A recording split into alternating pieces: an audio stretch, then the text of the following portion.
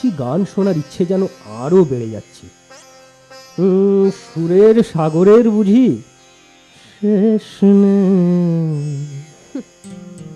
তবু যাই বলুন মহারাজ, মাটির সুরের কিন্তু আলাদা টান। ঠিক বলেছ রানী।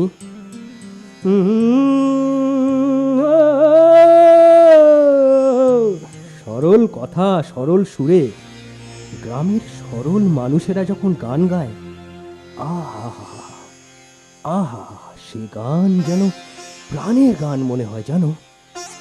আমার এক দাসী বলছিল ওদের গ্রামে নাকি বুড়ো বুড়ি আছে, তারা খুব ভালো গান করে। তাই তাই নাকি? হ্যাঁ, তাই তো বললো, ওরা গান শুনিয়ে ভিক্ষা করে। তবে এখন নাকি ওদের খুব দুঃসময়। হ্যাঁ, কি বললে? কেন, কি হয়েছে ওদের?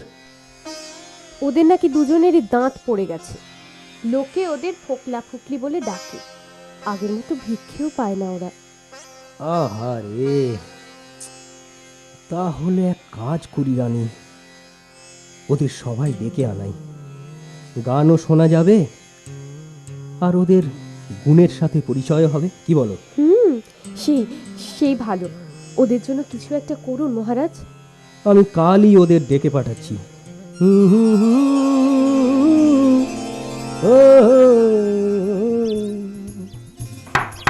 ঘরে আছো? ও গাইয়ে গুণী মানুষ, ঘরে আছো? কে কে কে কে কে কে দে?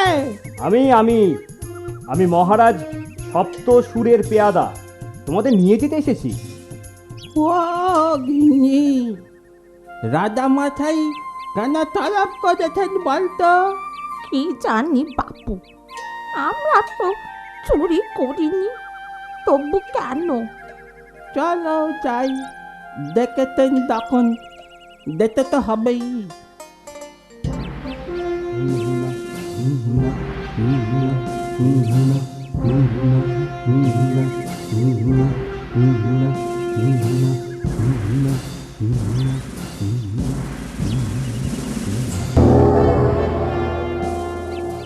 প্রণাম প্রণাম মহারাজ।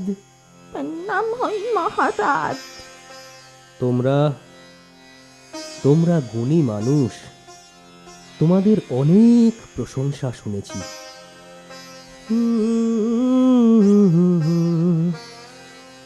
তোমরা পথক্লান্ত শ্রান্ত, আহার গ্রহণ করে আজ বিশ্রাম করো, কাল এ সময় তোমাদের সাথে কথা হবে।